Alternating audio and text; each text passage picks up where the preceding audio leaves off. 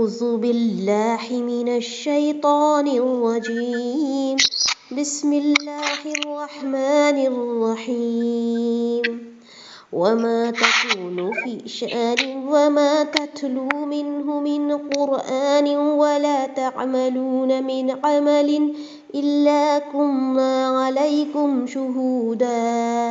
شهودا إذ تفيضون فيه وما يعزب عن ربك من مثقال ذرة في الأرض ولا في السماء ولا أصغر من ذلك ولا أكبر إلا في كتاب مبين۔ اور آپ کسی حال میں ہو اور منجملہ ان احوال کے آپ کہیں سے قرآن پڑھتے ہوں، جو کام بھی کرتے ہوں، ہم کو سب کی خبر رہتی ہے جب تم اس کام میں مشغول ہوتے ہو۔ اور آپ کے رب سے کوئی چیز ذرہ برابر بھی غائب نہیں، نہ زمین میں اور نہ آسمان میں، اور نہ کوئی چیز اس سے چھوٹی اور نہ کوئی چیز بڑی، مگر یہ سب کتاب مبین میں ہے۔ اس آیت میں اللہ تعالیٰ نے نبی صلی اللہ علیہ وسلم اور مومنین کو خطاب کرتے ہوئے کیا فرمایا ہے کہ وہ تمام مخلوقات کے احوال سے واقف ہے۔ ہر لحظہ، ہر گھڑی انسانوں پر اس کی نظر ہے۔ زمین و آسمان کی کوئی بڑی چھوٹی چیز اس سے چھپی ہوئی نہیں ہے۔ یہ وہی مضمون ہے جو سورہ انعام آیت نمبر 59 میں گزر چکا ہے۔ ترجمہ ہے جس کا کہ اسی کے پاس غیب کے خزانے ہیں جنہیں وہی جانتا ہے۔ اسے جنگلوں اور دریاؤں کی سب چیزوں کا علم ہے، اور کوئی پتا نہیں جھڑتا مگر وہ اس کو جانتا ہے، اور زمین کے اندھیروں میں کوئی دانہ اور کوئی ہری اور سوکھی چیز نہیں ہے مگر کتاب مبین میں لکھی ہوئی ہے۔ اسی طرح سورہ انعام آیت 38 اور سورہ ہود آیت نمبر 6 میں بھی اس مضمون کو بیان کیا گیا ہے۔ جب واقعہ یہ ہے کہ آسمان اور زمین میں ساری چیزوں کی حرکتوں کو وہ جانتا ہے، تو انسانوں اور جنوں کی ان حرکات و اعمال سے کیوں وہ بے خبر رہ سکتا ہے جو اللہ کی عبادت کے مکلف اور مامور ہے۔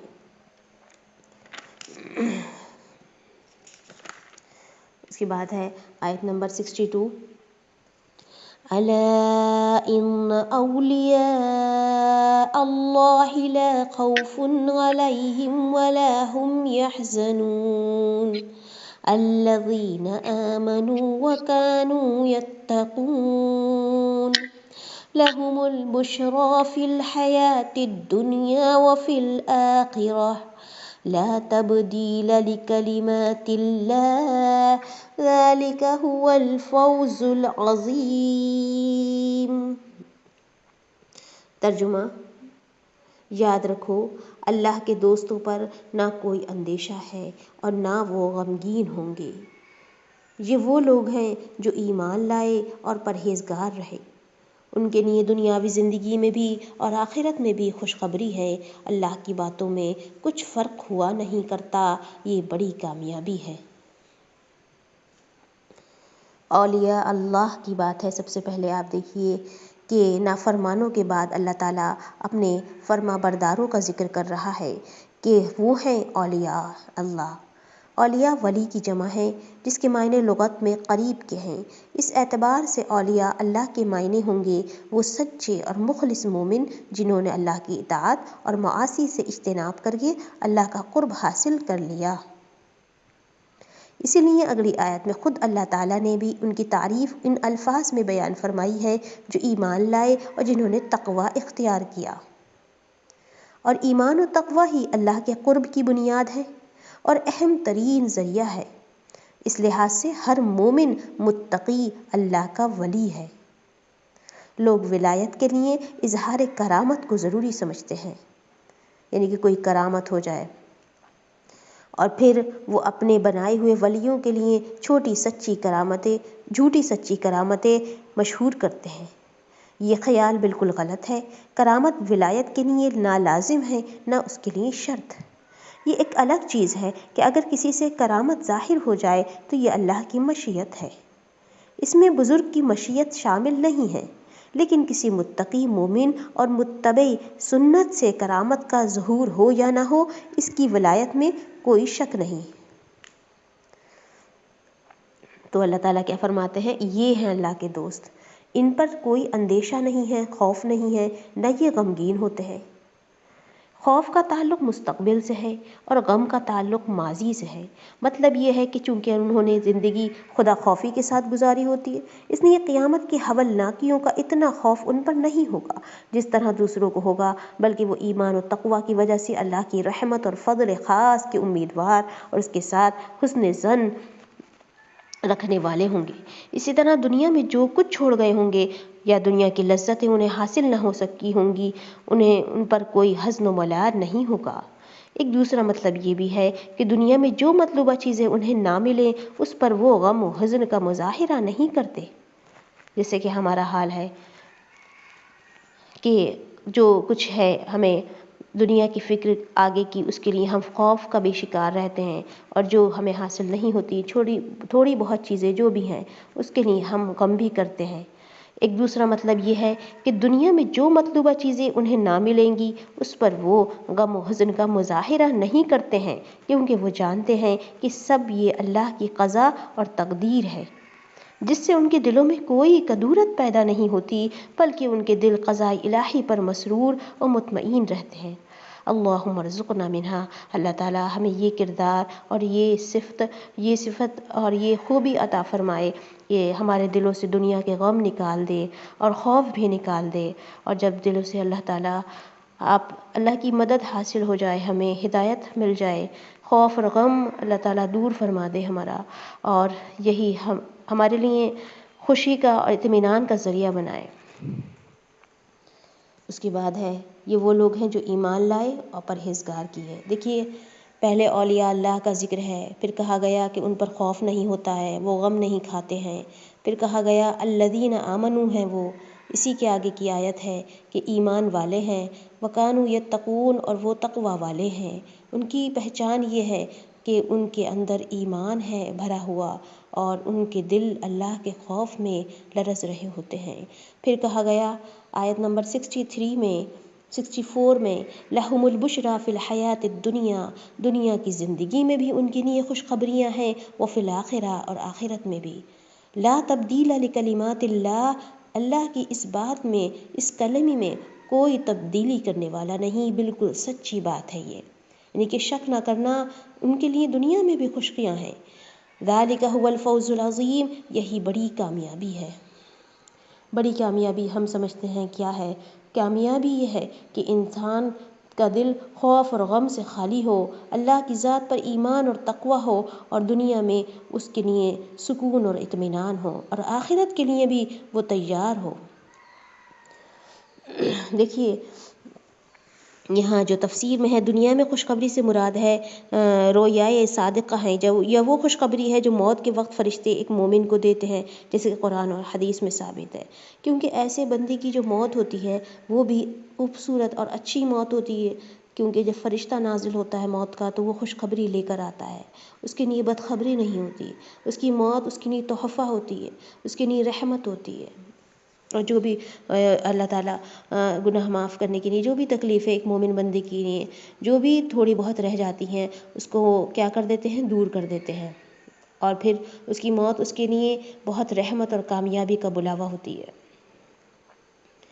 اس کے بعد ہے آیت نمبر 65 وَلَا يَحْزُنكَ قَوْلُهُمْ إِنَّ الْعِزَّةَ لِلَّهِ جَمِيعًا هُوَ السَّمِيعُ الْعَلِيمُ أَلَا إِنَّ لِلَّهِ مَن فِي السَّمَاوَاتِ وَمَن فِي الْأَرْضِ وَمَا يَتَّبِعُ الَّذِينَ يَدْعُونَ مِن دُونِ اللَّهِ شُرَكَاءَ إِن يَتَّبِعُونَ إِلَّا الظَّنَّ وَإِنْ هُمْ إِلَّا يَخْرُصُونَ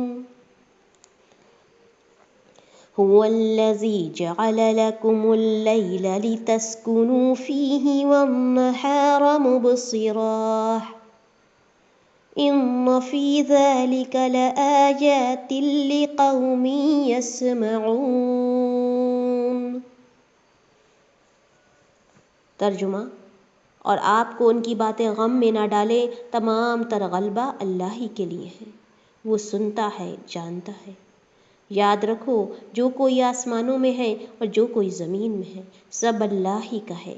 جو لوگ اللہ کو چھوڑ کر دوسرے شرکاء کی عبادت کر رہے ہیں، کس چیز کی اتباع کر رہے ہیں؟ محض بے سنت بے خیال کی اتباع کر رہے ہیں اور محض اٹکلیں لگا رہے ہیں۔ وہ ایسا ہے جس نے تمہارے لیے رات بنائی تاکہ تم اس میں آرام کرو، اور دن بھی اس طور پر بنایا کہ دیکھنے بھالنے کا ذریعہ ہے۔ تحقیق اس میں ان لوگوں کے لیے دلائل ہیں جو سنتے ہیں۔ دیکھیے کیا ہے اس میں تفسیر سنتے ہیں ہم۔ وَلَا يَحْزُنْكَ قَوْلُهُمْ، آپ کو ان کی باتیں غم میں نہ ڈال دے۔ کس کی باتیں؟ آپ صلی اللہ علیہ وسلم جن کو کیا کر رہے ہیں، دین کی تبلیغ کر رہے ہیں، اس میں ہر طرح کا انسان شامل تھا، منافقین بھی تھے، مشرکین بھی تھے، فاسقین بھی تھے۔ تو بہت سارے لوگ کیا کرتے تھے، آپ صلی اللہ علیہ وسلم کو ایسی باتیں سناتے تھے جو غم میں ڈال دیں۔ تو اللہ تعالیٰ فرماتے ہیں آپ کو غم میں نہ ڈالیں، تمام تر غلبہ اللہ ہی کے لیے ہے۔ یعنی کہ یہ اپنی باتوں سے ان کی جو اس وقت چل رہی ہیں اور جو ان کو اللہ تعالیٰ نے مہلت دی ہوئی ہے، اس کا ہرگز یہ مطلب نہیں ہے کہ یہ غلبہ حاصل کر لیں گے، بلکہ آخر کار انہیں بھی اللہ ہی کے پاس جانا ہے۔ اور یہ سوچتے ہیں کہ کوئی ان کا ریکارڈ کرنے والا، سننے اور جاننے والا نہیں، بلکہ اللہ تعالیٰ سنتا ہے اور جانتا ہے، اور وہ کیا کرواتا ہے، لکھواتا ہے فرشتوں کے ذریعے، کہ جو کچھ انسان کے منہ سے نکلتا ہے وہ فرشتہ پہلے ہی لکھ لیتا ہے۔ پھر اللہ تعالیٰ نے وہی آیت نازل کی کہ جو اللہ تعالیٰ کی وحدانیت اور اس کی کبریائی اور اس کے علم کے بے شک اسی کے لیے ہے آسمان اور زمین کی ساری ملکیت۔ یہ آیت پہلے بھی گزر چکی ہے۔ وَمَا يَتَّبِعُ الَّذِينَ يَدْعُونَ مِن دُونِ اللَّهِ، جو کچھ بھی لوگ اللہ کو چھوڑ کر دوسروں کی اتباع کر رہے ہیں، عبادت کر رہے ہیں، اللہ تعالیٰ فرماتے ہیں کہ وہ کس چیز کی عبادت کر رہے ہیں؟ إِن يَتَّبِعُونَ إِلَّا الظَّنَّ، وہ عبادت کر رہے ہیں، اتباع کر رہے ہیں مگر خیالات کی۔ یعنی کہ یہ سچی باتیں نہیں، بس ان کے پہلے لوگوں نے اپنے خیالی باتوں سے کتابوں میں جو کچھ لکھ دیا ان کے خیالات کی اتباع کر رہے ہیں۔ آپ دیکھیے وہ کتابیں جو کس کی ہیں، مشرک لوگ پڑھتے ہیں، جو بے سند ہیں، بے دلیل ہیں، اور اسے وہ کیا کہتے ہیں کہ یہ کس کی طرف سے ہیں، ہمارے بنانے والے کی طرف سے ہیں، ہمارے رب کی طرف سے ہیں۔ تو ان کی کیا باتیں ہیں؟ وہی انسانی باتیں ہیں جو انسان کے خیالوں میں آتی ہیں، بے سند باتیں ہیں، محض اٹکلے کہا گیا، الا یخرسون، وہ اٹکلے ہیں۔